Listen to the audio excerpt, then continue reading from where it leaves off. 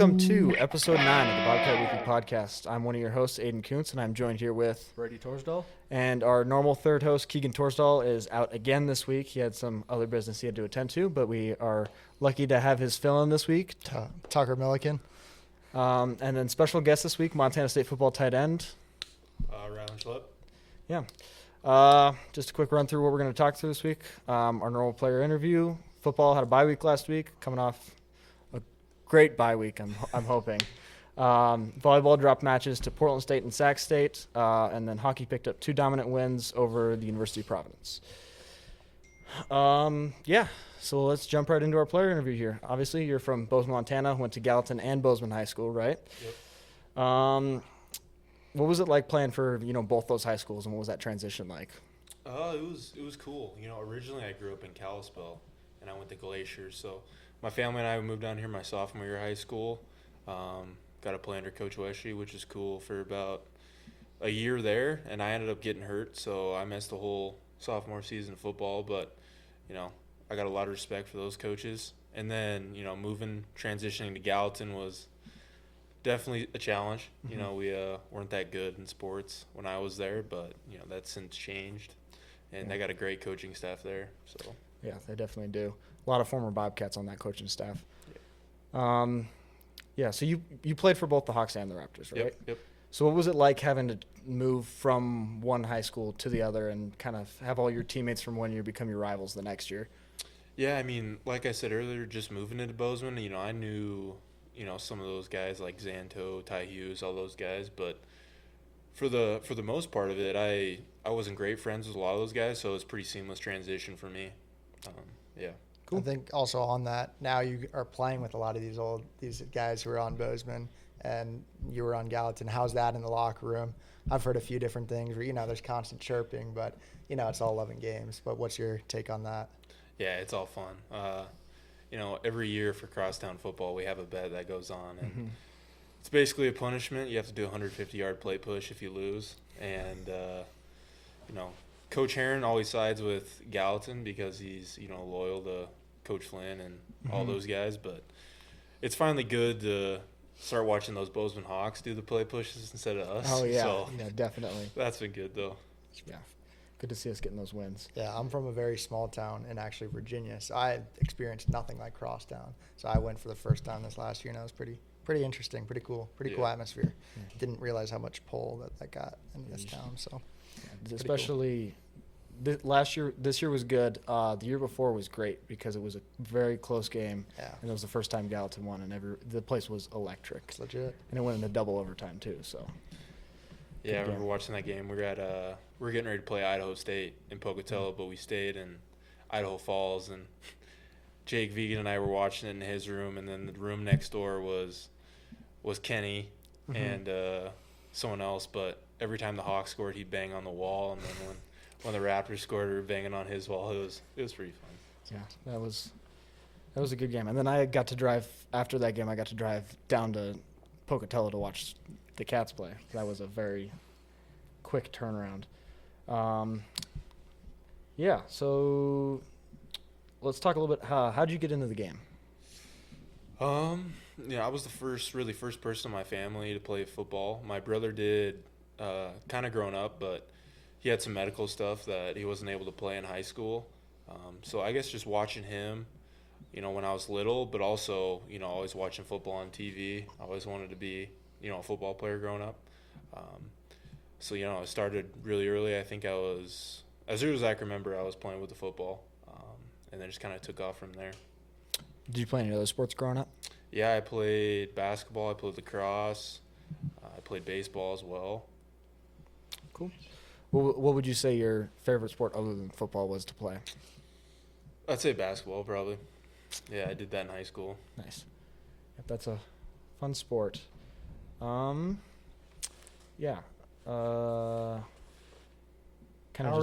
are you and the team approaching some of the 2 biggest games of the year? The night game against UC Davis, and then obviously the Brawl of the Wild. What's kind of been the process of preparing for that? Yeah, we haven't really started thinking about those 2 big-time games yet. We're kind of taking it day by day, week by week, because, every game for us is a big-time game. And so we're just been focusing on really ourselves and how we control what we can control. I think, as we get later in the season, we know those big games are coming up. And, there's a little bit of juice about it, but we can't look too far into the future quite yet. Moving back a little bit here, what was the recruitment process like coming to MSU? Were you talking to any other coaches? What was it like getting the talk from MSU and all that? Yeah, so I talked to quite a few schools. I got offered by all the frontier schools in Montana really first, and then I got offered by MSU going into my senior year. I always knew I wanted to be a Bobcat, so that was at the top of my list for sure. Got recruited by Montana, and then as well as Weber State, and then my senior year during football season, I got recruited heavily by South Dakota State. Cool. Talked to North Dakota State a little bit here and there, but it wasn't really an option for me. So it was busy, but I made my decision pretty early in high school. I was about June of my senior year is when I committed to MSU. Nice. And yeah, I think you were the first ever Raptor D1 commit, right? Yep. Yes, that's pretty cool. What was kind of the deciding factor with coming to MSU as opposed to, say, Weber State or one of the frontier schools? Or Definitely Coach Vegan. I think Coach Vegan is, he's a family man. He's going to tell you straight up what he thinks. He's not going to, beat around the bush. And I really liked what MSU was building. I got recruited for like 2 weeks by Coach Choate before he left to Texas. But always watching the Bobcat games and knowing that the fan base we have, you're going to play with a sold-out crowd, basically every single game. And that's the big difference between a lot of other schools, especially in the Big Sky. You don't – like you go to a Cal Poly game or you go to, some other school, there are not going to be as many people there backing you. And that was big for me, but also, my degree, which is agriculture business, that's big at Montana State. Yeah. And that was a big factor in that as well. What made you decide to go into agriculture business? Yeah, so my family's got a farm and ranch up in north central Montana, Golden Triangle, Conrad. I spend as much free time as I can. I'm up there. So I've been around it my whole life, working with my uncle all summers, from when I was really little. And I like to say that's my happy place outside of football. It's nice and quiet up there. You get to work with your hands a lot. And that's a big driving factor for me. Cool. So let's talk a little bit about this season. Are you Hunter Providence is starting, right? And then you're second string, right? No. Or are you starting? I'm starting. You're starting, okay. Yeah. I lost my spot here. Brady, do you have something you want to say? No, just had here senior season for Gallatin was pretty good. If this is correct, finished the season with 31 receptions and 489 yards for 6 touchdowns. And, you were under Chandler, right? Yep. I know he's really good coach. Aiden, as well. Yep. For you playing, but how did Chandler kind of build you to who the college athlete you are today? I'd say definitely he instilled hard work in me. Right when we got there, that was the thing, and that's always been a backbone of Gallatin. Football is, we gotta work hard, we gotta outwork people, and I guess just taking that and learning what hard work really is, and that's instilled with you in the weight room. But also he's a very knowledgeable guy when it comes to football, and he's seen a lot of college guys that he coached in high school go on to play college football, so you know what it's like. And I remember talking to him and saying, I want to do this, and he kind of just told me what I need to do to get that, and it's great. So just general question, did you know early on that you wanted to play college ball, or was it kind of like a second thought maybe? Or Yeah, no, I always wanted to play college football. Yeah. Did you ever have that thought with basketball? You were debating between basketball and football, or was it always just football? It's always kind of been football. I mean, I got recruited a little bit by the frontier schools, primarily Providence, to play basketball in high school, but I was never really going to do that. I didn't put near as much work into basketball than football. So cool. Yep. All right. I'm seeing if I'm missing anything in here. I don't think we are. Let's move on to our trivia question for the week. tried to make it a little easier this week. We've had some tough ones the last couple times, but I don't consider this one easy. I'm not gonna lie. Montana State is the only school to win a national championship in all 3 divisions of college football. Can you name the 3 different divisions that we won at and the years? I should know this. We go over this. 76, 84, 56, I believe. Yep. Yeah, the years. And then what are the divisions that we won them at? D2, NAIA, Mm-hmm. D3. No, it's D1. Oh, Where we're D1, at my right bad. now. Yeah, Yeah. my bad. Pretty close. That- Yeah, you Pretty dang good. did way better than some of our previous guests have done. All right, let's move on to our Instagram Q&A here. First question here from Carly Torsdahl. What coach has been most influential for you at MSU? Definitely Jordan Walsh, my tight end coach I have now. He came in, and he's a guy that's really personable, and you can have really good conversations with outside of football, but he's also changed my football game and elevated me to a level. And, we do the same drills every single day, and it may be boring to a lot of other guys, but just what you're going to get out of him. But he's also a really good guy, and he's for sure impacted me the most. Cool. Kind of off that, you talked about how much you appreciate the family atmosphere of MSU football, and kind of does that coach, or do you guys have team required things maybe especially brings you guys closer to that family atmosphere?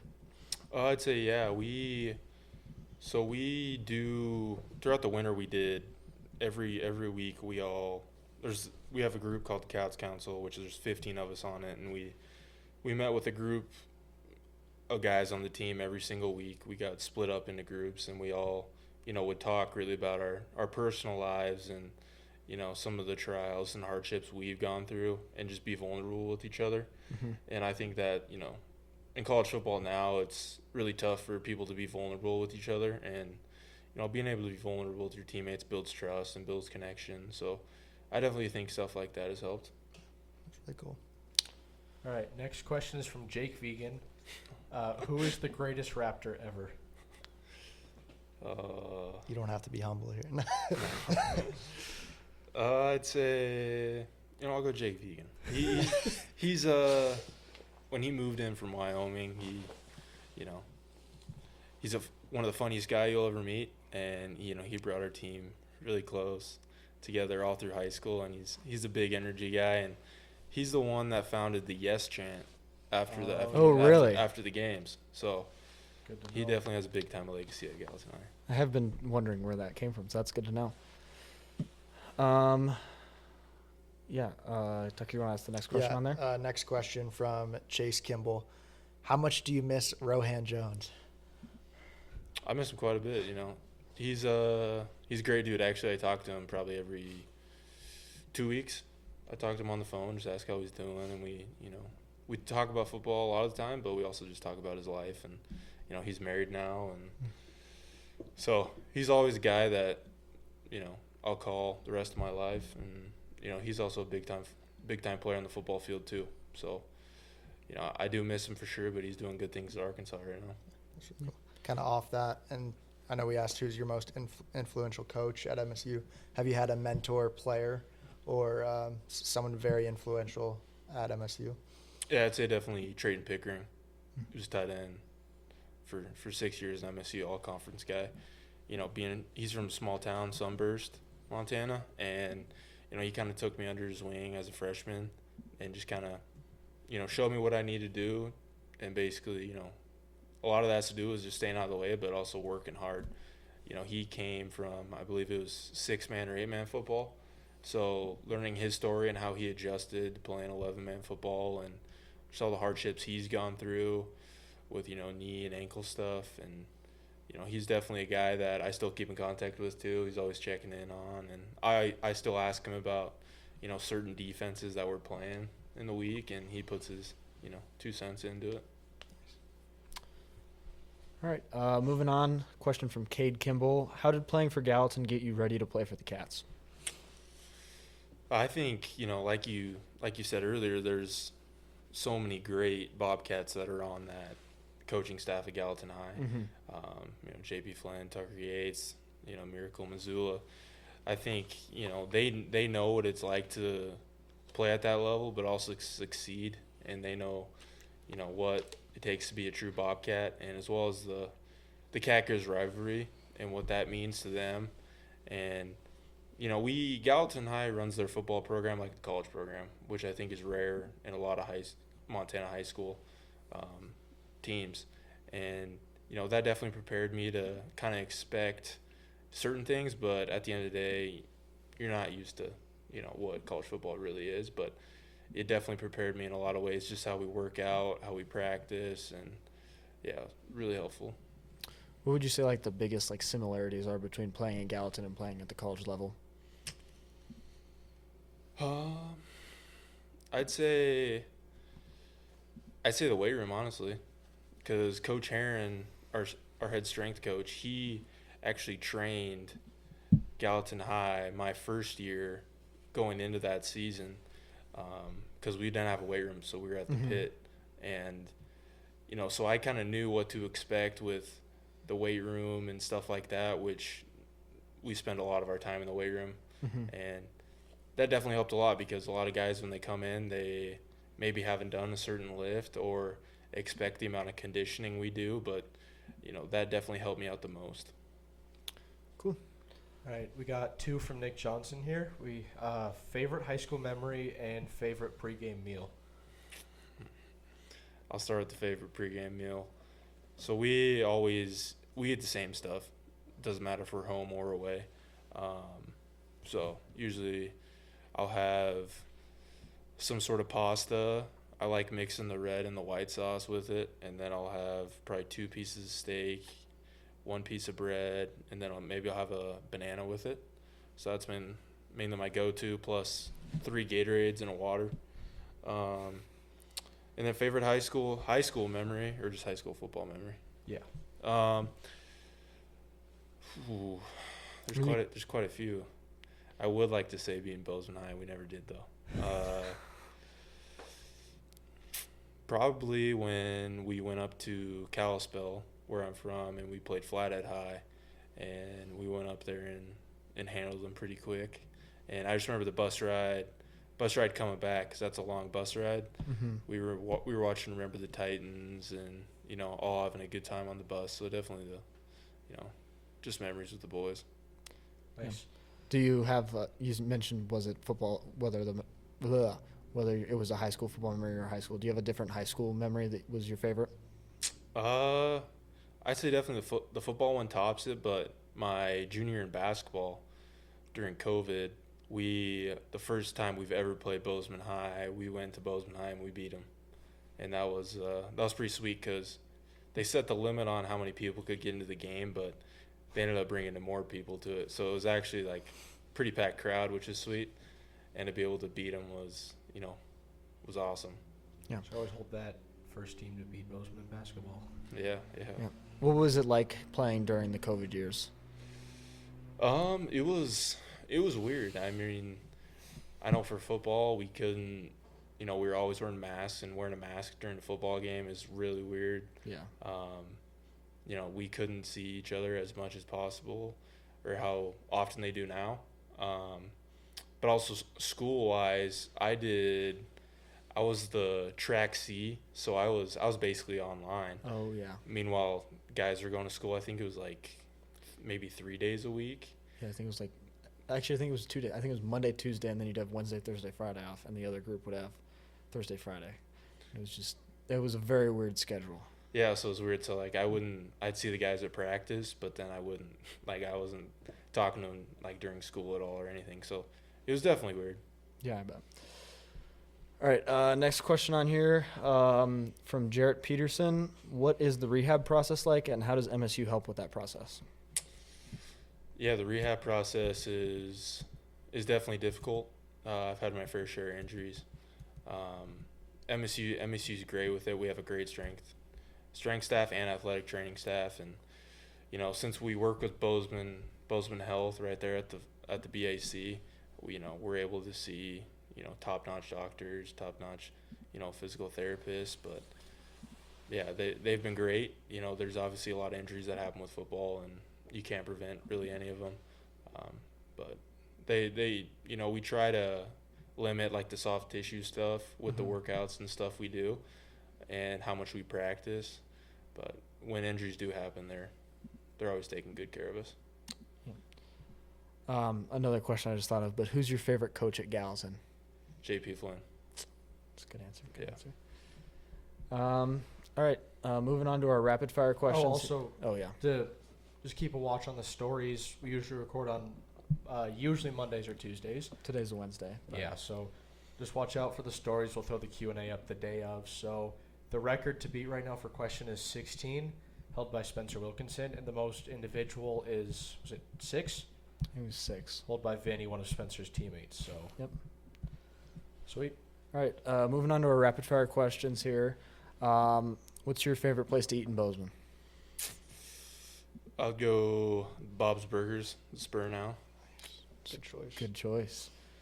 Favorite things to do outside of football? Big hunter and like to fish too, but hunting's definitely my passion, which is tough with football during the fall. Yeah. But Yeah, good answer. What's your favorite moment with the Cats so far? I'd definitely say beating the Grizz last year. Mm-hmm. Yeah, those are moments you dream about, playing against the Grizz and beating the Grizz. And when they played Money, that's for Yeah. sure. Who has been your biggest impact / influence in your journey so far? Just in my life or Football, life, whatever. I'd say my mom for sure. My mom, she's a single mom. My parents got divorced when I was pretty little. So I lived with her basically my whole life, and she worked 3 jobs growing up, and just to put food on the table for us and for my brother and I, and just seeing her, never complain, and makes my job a lot easier when all I have to do is play a football game. Cool. Tucker, you want to Yeah, do Tucker, you this wanna do last it? week? If you could give one piece of advice to the younger generation of athletes, what would it be? I'd say trust the process, even though that's a broad term, but not everything's going to go your way in sports, especially when you play college athletics. You just got to stay true to yourself and trust the grind and trust the hard work that you're putting in, because eventually it will pay off. You don't know if that's going to be quick or if that's going to take a while, but definitely trust the process and work hard. What was this? If you could play any other sport than the ones that you've played, what would it be and why? I've played golf a little bit, but definitely I'd say golf, because there's a couple guys in the team. One of my good buddies, Burke Mastel, who's really good at golf, and I think if you can be really good at golf, it would be a nice job to have. Yeah, it's a fun sport. We all like to get out. Favorite place to go in Bozeman?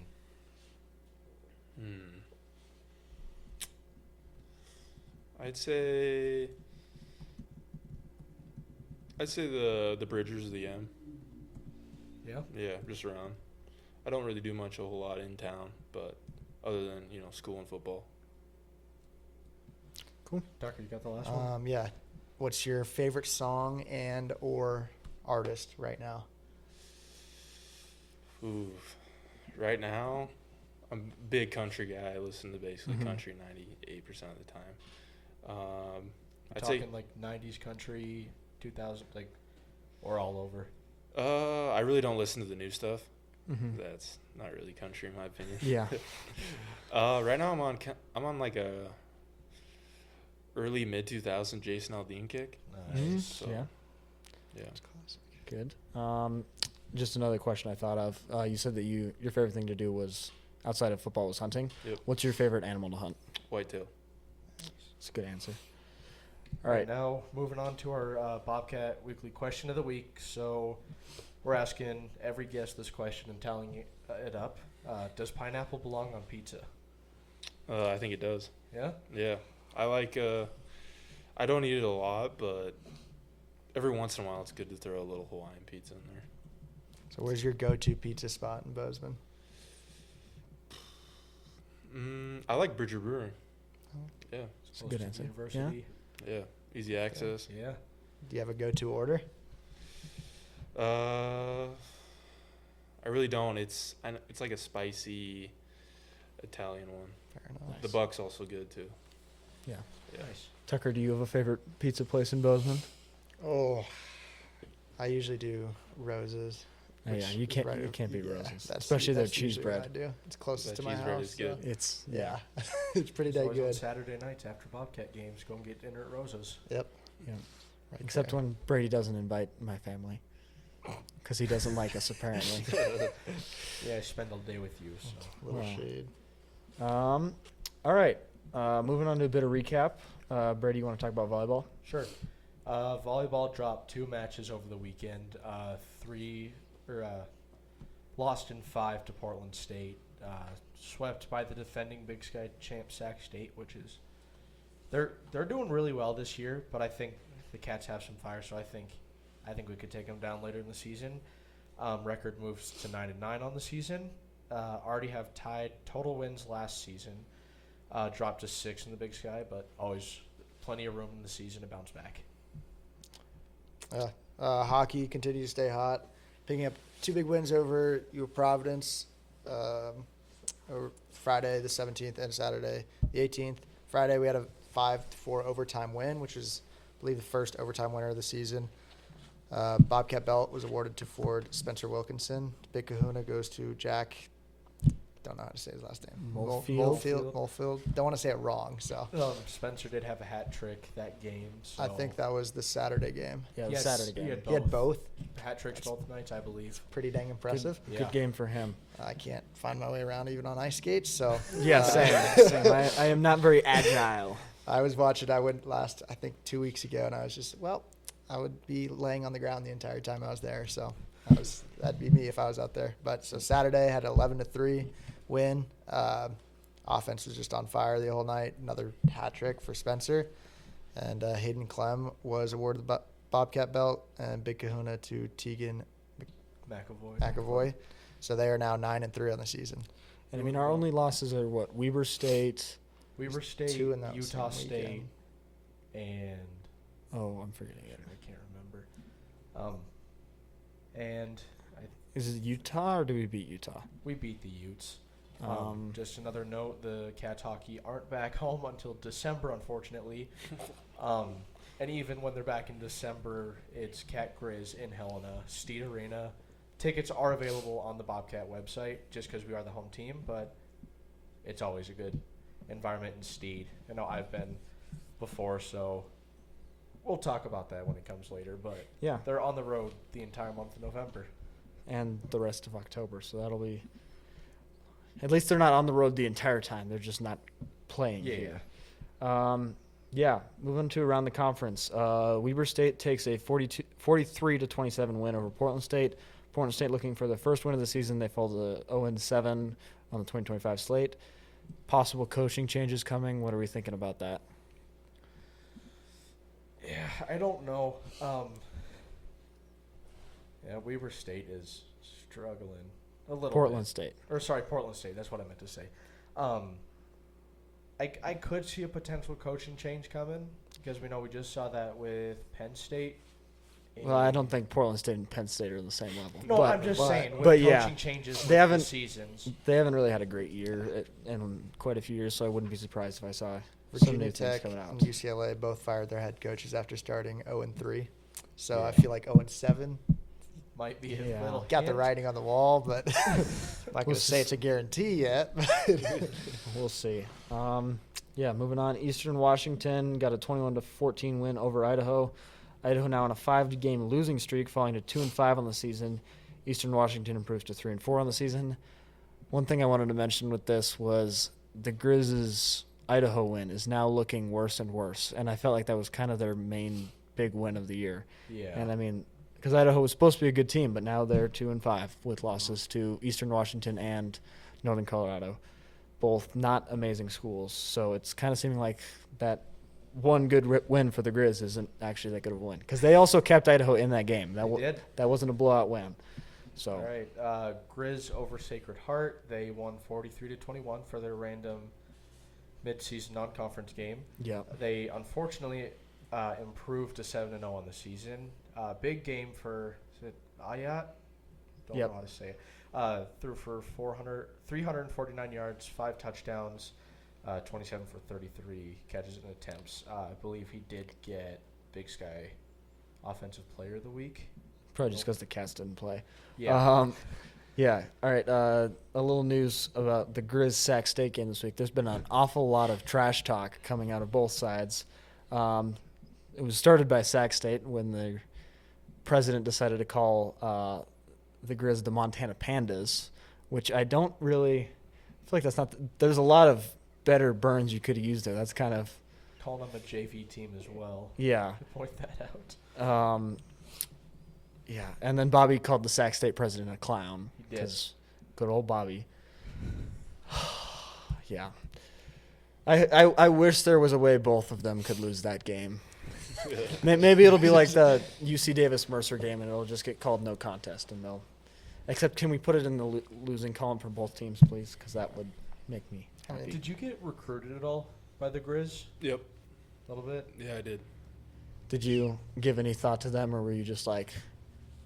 I did give thought to him, like right before I got recruited, and then I was getting recruited, and I remember one of the time they sent me a letter, handwritten letter and stuff, spelled my name wrong, and then I did a camp there in Gallatin. We were supposed to go do like this big 7-on-7 camp they have, but the night before they called us and said, "You guys can't come because you're from Bozeman," and Wow. they obviously know our coaches too, so.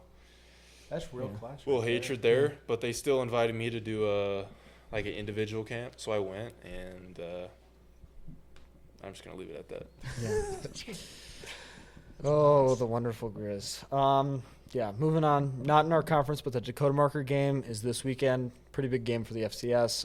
Number 1 NDSU faces off against number 2 SDSU in Brookings this weekend. They're playing for the Dakota Marker, which is that it's all like the slate markers that are, or not slate, some kind of stone markers that are along the border of the states. Yeah. And it's just a smaller version of that. It's a very important game for both the FCS overall standings as well as the Missouri Valley standings. The winner will probably be the 1 seed going into the next week. I'm not sure how far the other person will fall. It's based on how much of a loss they take. And whoever wins will be in the front running for the Missouri Valley Football Conference. It's also a very important game for MSU's race to try and get to the number 2 seed. So that we can get home field advantage through the playoffs, which would be huge. If SDSU can blow out NDSU, that would set Montana State up with the best possible situation to get to the top 2 seed. If the Cats went out, especially with our strength of schedule, I think that in order for us to get that home field, it's very important that the Jacks lose this week, or that the Jacks win this week, and preferably by a lot, so that our loss doesn't look as bad. But No, you're on a time crunch if you need to take off. Okay. Totally good. Yeah.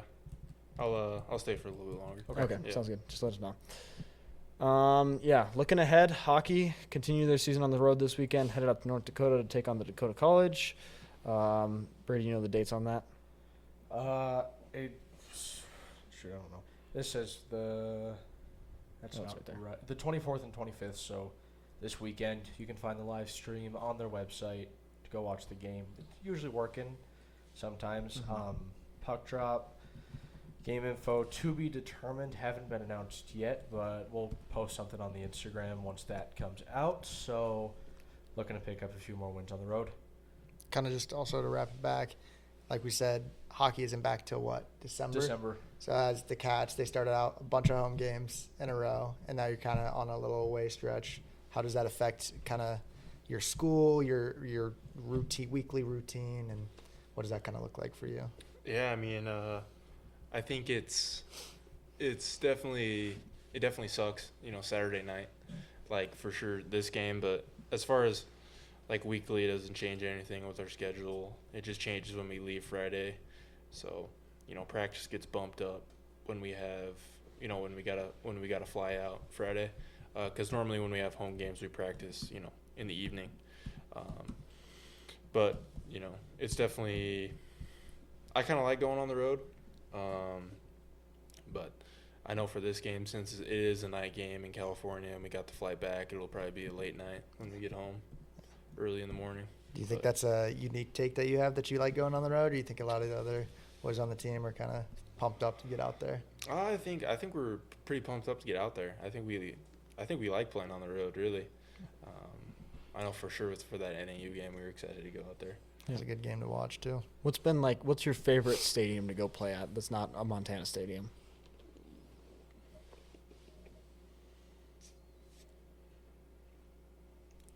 I'd say UC Davis is pretty good when we went and played there last year for the Big Sky title. Mm-hmm. They had quite a few people that came out to that one, so that was pretty cool atmosphere, and it was nice weather.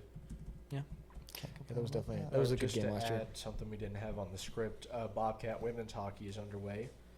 They started the season a little later than the men's, but they are on the road for a little bit for this weekend. They're back November 21st and 22nd for games against University of Washington. So go check them out. They've been doing pretty well so far this season. Another club team to keep a lookout for. Tucker, you want to talk about volleyball? Yeah, they're back home this weekend for 2 matchups. Thursday, they're playing Weber State, 7 p.m., which is bingo night. So get out. Should be fun. Prizes with like TVs, paddle boards, headphones. It's going to be a blast. Go check it out. You might win something, which I'm hoping to. Saturday, the 25th, against Idaho State. That's a 1 p.m. game. That is packed to play some pink. Should be 2 pretty fun matches. Getting our first games or first matches against Weber State and Idaho State. And I think Weber State is number 1 ranked right now, if not 2 in the conference. So hopefully we can knock off another top seed. So yeah, like we did with the Grizz and NAU. Being 500 right now would be pretty big to get to double-digit wins on the season and 2 games up. So big We for them. already tied the number of wins that we had last year in volleyball, so that's good.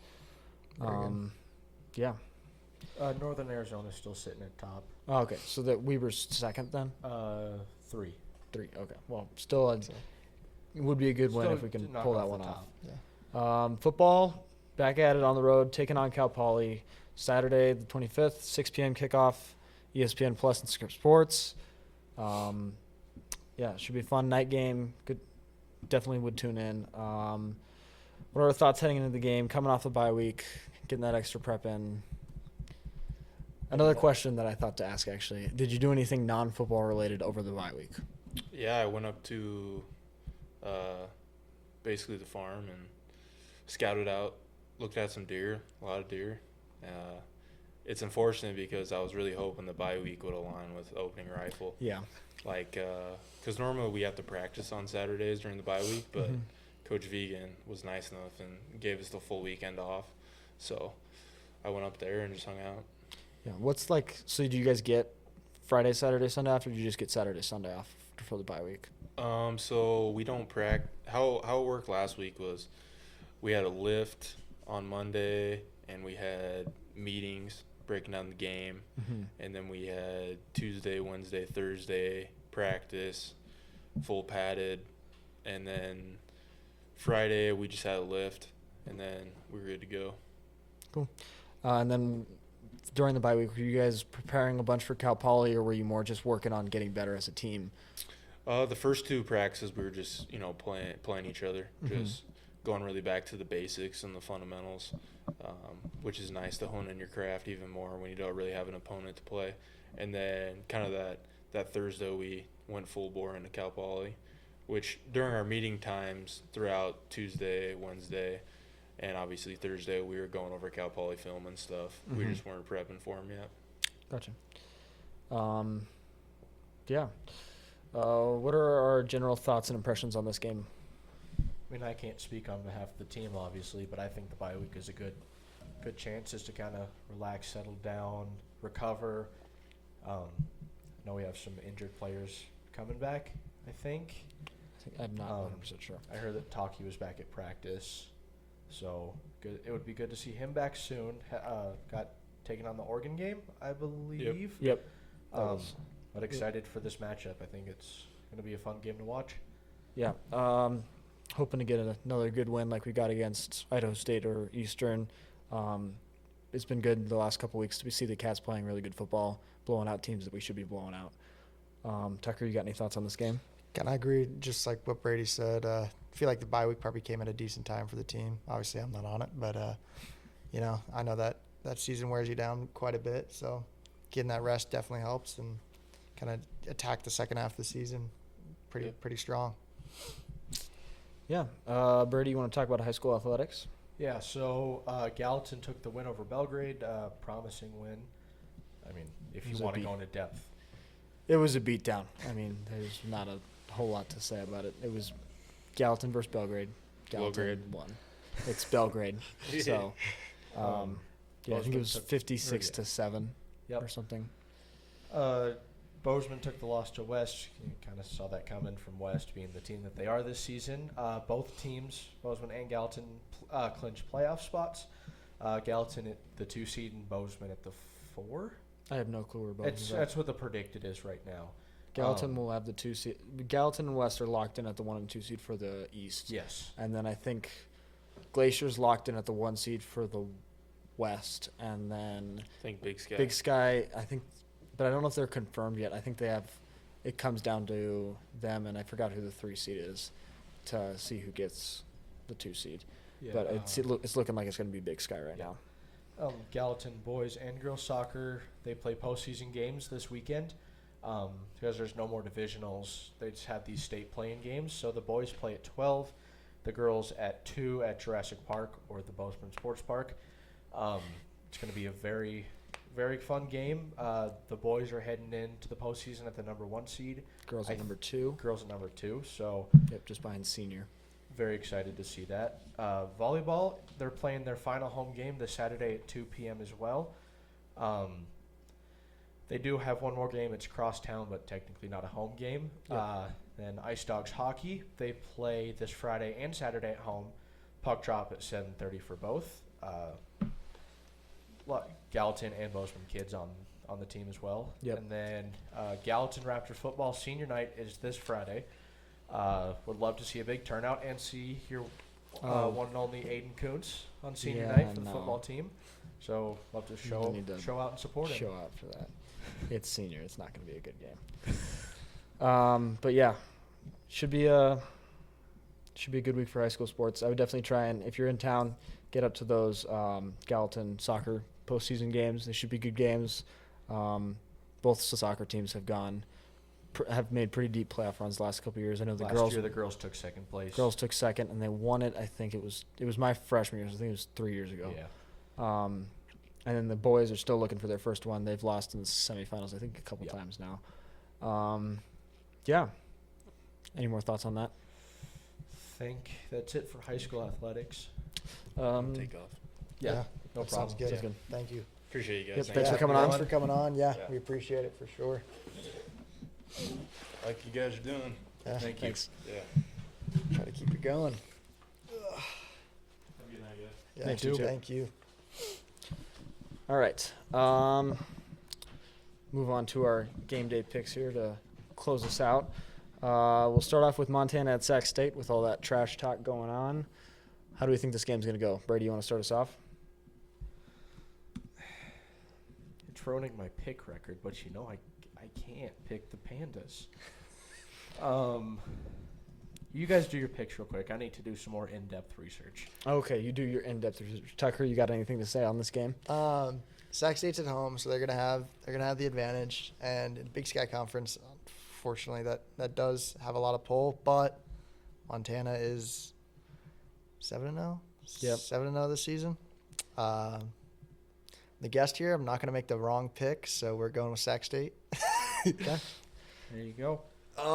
Yeah, my thoughts on this game are there's been a lot of chirping before the game, which with Sac State starting it usually doesn't end well for the person that starts it. And it seems like Montana's kind of just doesn't care and is going to go out and try and shut them up. But I think Sac State's going to have good attendance. I think they were talking about they're having a concert after to try and keep people in the game and stay locked in. That's actually really smart. That's a really good idea. So I think that'll help them with attendance and making a good environment. Also, Montana continues to not play well against inferior opponents. Yes, that is So true. I think having to play at Sac State, I am taking the Hornets. I guess the Bumblebees, as they're called this week. I also, Um, it's not like, not necessarily classy, but I don't mind the little coach smack Yeah. talk. I mean, all the players are always doing it. Yeah. But I mean, as a player, you got to be pretty fired up if your coach is out there dogging on the other coach and kind of chirping back and forth. Like, I don't know. I think it'd fire me up. So I'm really hoping for a Sac State upset. I do think they can pull it out. Like he mentioned, it's Montana continues to play down to their opponents, so anything can happen. It's Sac State also tends to play with a lot of pace in their games. They play up tempo a lot, so hopefully it could wear down the Grizz and get a good win. Brady, do you have something to say on this game now? I do. I think it's just going to be watching out for the Grizzlies' ground game. They've been doing a lot on the ground. I mean, Ayat obviously has been doing well in the air, but I think it's going to come down to the ground game versus Sac State's defense, because they have been doing well as holding their ground. So I will pick the Bumblebees this week. Yeah. All right. Moving on. Eastern Washington at Weber. Brady, what are your thoughts on this? So Eastern is 3-4, 2-1 in conference play. Weber is 1-2 in the Big Sky. They've just been struggling. I am honestly starting to feel bad for Weber just a bit. They haven't found their momentum yet, but they have found their ability to force some turnovers. I don't know. I think it's going to be a close game, but I think Eastern Washington is going to take the win here. Tucker? I'd have to agree. I think Eastern Washington is probably going to be favored coming into this game. Is it played on the Inferno this week, or is it? Nope, Weber? it's in Ogden. Oh yeah, it does say that. I think they'll be favored, and I think they'll pull it out. I don't have too many thoughts on this game. I think it'll be pretty straightforward. Yeah. Both teams coming off pretty big wins. Weber beat Portland State. But both teams coming off wins. Both teams won at home. Eastern Washington coming to Ogden. Ogden can be a tough place to play when the Wildcats are hot. Obviously, Eastern had that big win over Idaho where they weren't expected to win. So that's pretty big for their program. I'm going to take Weber, though, here because with it being at home, I think it's going to be a close game. I think that the Wildcats can pull it out while they're at home. Eastern Washington does lead the series 20-18 in all-time matchups. It's a close series, though. Yeah. Yep. All right, UC Davis at Northern Colorado. Brady, what are your thoughts? UC Davis is off to a strong start. They were, from the get-go of the season, 3-0 in conference. The Bears have struggled, and they're still finding their momentum. Thinking they're finding their momentum. They're lost in the woods. I will just say that. But UC Davis offense, they're efficient. They're moving the ball. They're getting the points up. And then Northern Colorado's defense, they need improvement. It's been sad watching. They're just letting stuff through that shouldn't be. But I think UC Davis is going to come out on top with this matchup. I think it's. I don't have a doubt. I'm saying UC Davis. They're 5-1 right now, 3-0 in conference. Big Sky obviously is definitely the hardest conference, FCS. Yep. Proved basically by strength of schedule for everybody. But Northern Colorado, I just don't think they're at home. But I think UC Davis is gonna go take it to them. Yeah, I mean, UC Davis, I think they're ranked 6th right now. They're right behind us. They're a very tough team, very well-coached, very good team. Northern Colorado, they've had some big wins. They've been in a lot of close games with good teams. But even though it is in Northern Colorado, I think UC Davis is just a better team here and will be able to pull out the win. Next game on here, Portland State at Idaho. Brady? Past it. Let's see. Idaho, they I don't know. I don't have much notes on this one. But I think what's Portland State's record right now? They're 0-7. 0 for. Idaho. Yeah, I don't think Thank there's you. much. Idaho's 2-5 discussion. though. I'm actually looking up Still. to see what the rumors are. How much longer is the coach going to last? Gotta keep- Because he'd start out 0-8. Yeah. Was it Portland that's saying they weren't in a rebuilding phase? Or was No, that was Idaho, that was Idaho? Yep. Okay. which has been proven by their 2-5 record. Oh, very.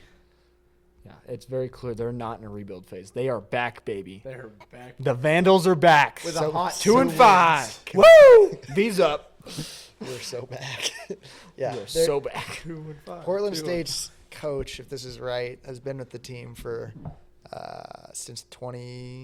has been on campus since 2010 as an OC, and then took over as head coach in 2015.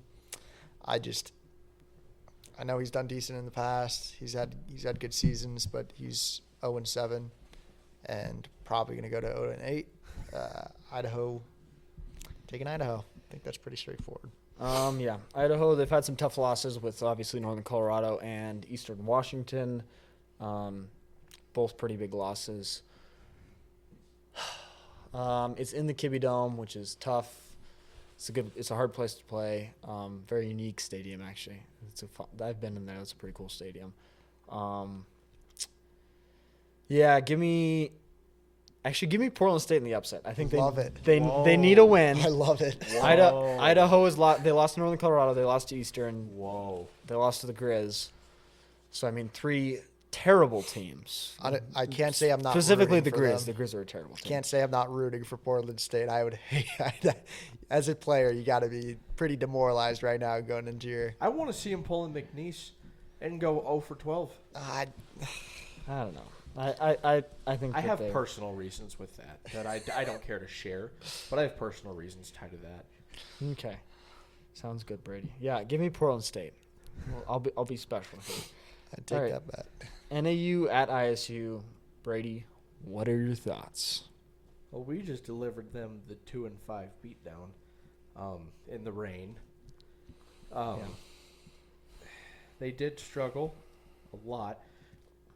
Northern Arizona did put up a fight in that first quarter that we played them, but we found our momentum and came back. So I think Northern Arizona will stay out on top unless Idaho State can Roll find Tide. what we found. And just what? Nothing. Okay. Unless Idaho State can find their fire and somehow slide past the Lumberjacks, but I'm taking the Jackies on this one. This is a mid-tier Big Sky matchup. Idaho State is 2-5 overall. Northern Arizona is 4-3. They're both on 2-game losing streaks right now. So both teams need to win. Both teams want to win real bad. It's at Idaho State.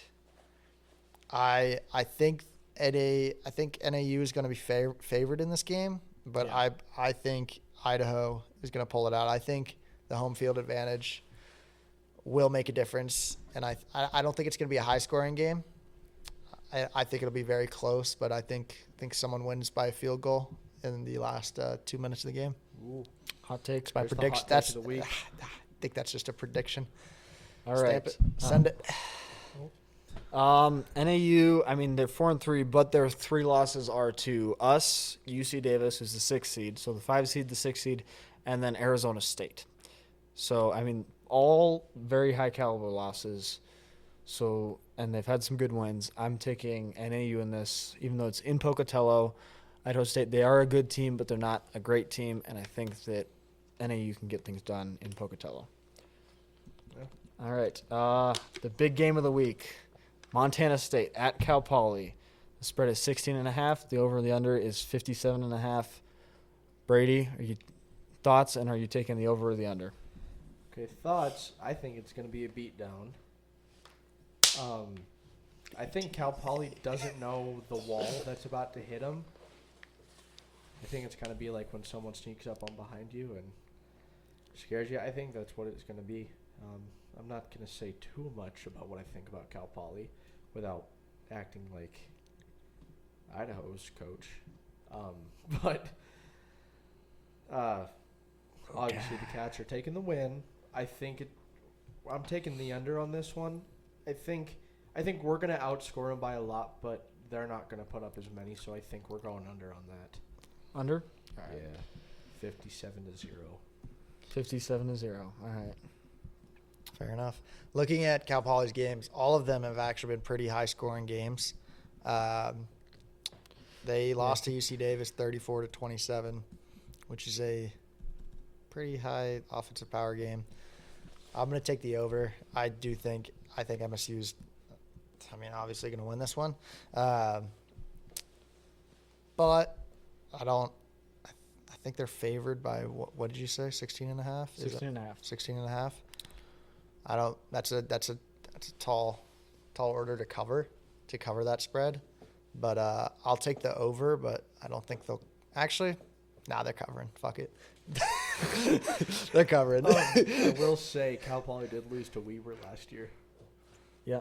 Um, I think their biggest win this year has been Sac. They beat Sac State at home, which made me very happy because the Bumblebees make me angry. But yeah. So, we're going to play in California. That nice California. Actually, I think it's supposed to be like 60, so it's about to be the same as here. Yeah. Give me the over because Cats by 90, and 90 is more than 57. So, Cats by 90, baby. Did you get Keegan's pick on this one? I did not. I'll try and post those on the Twitter page. I forgot to get them before the episode started, and he's currently tied up in other endeavors. I'm going to guess he's taking MSU to win. But. Well, yeah. I don't know if he's taking the over the under, though. I put him down for Sac State for Montana at Sac State because I know he'd pick that. But the rest of it I don't know. So we'll see what he says. I'll put that in later. Yeah. So Cats by 90. Quite obvious. Brady, you got anything else you wanted to say? Mustangs the horsies don't know what's coming. I think we're about to see a little BTA. Yep. Love to see that. Justin Lamson. Oh, you did.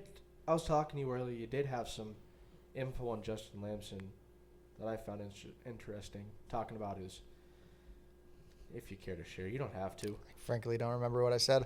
All I know is I think Justin Lamson has been playing really, really well this season. I personally think him and, unfortunately, the Grizz quarterbacks are playing. They're the two best quarterbacks in FCS, I'd say. I'd say Lamson has them beat.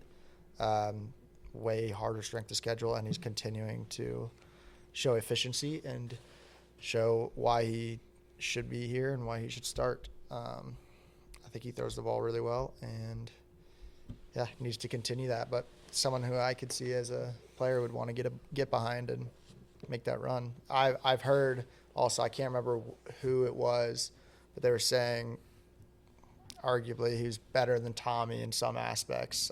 Obviously Tommy's unreal. Yeah. Just a straight up athlete, but as an actual ball thrower or something else, he could have an edge, but I'm definitely as the kid, but what did Tommy run? 4.3. 4.3, yeah. Yeah, Talking about size difference too. Lanson's a pretty tall guy, and he's a Tommy's pretty tall good. guy. I'm really liking our whole quarterback room. I think all of our three lead guys right now are very, very good quarterbacks, and I think all three of them could be starting if the other two weren't there. Yeah. And I think we would be in a very similar situation with either of those other two quarterbacks. So I'm very happy with our depth right now at the quarterback position. And I'm very happy with how that's going. And even at all the positions, we've had a lot of guys go down. We had Taki, we had Daly, Hunter Providence went down. Schlepp did. Schlepp did. And just seeing those guys come in and not seeing any slowdown and still being able to roll teams.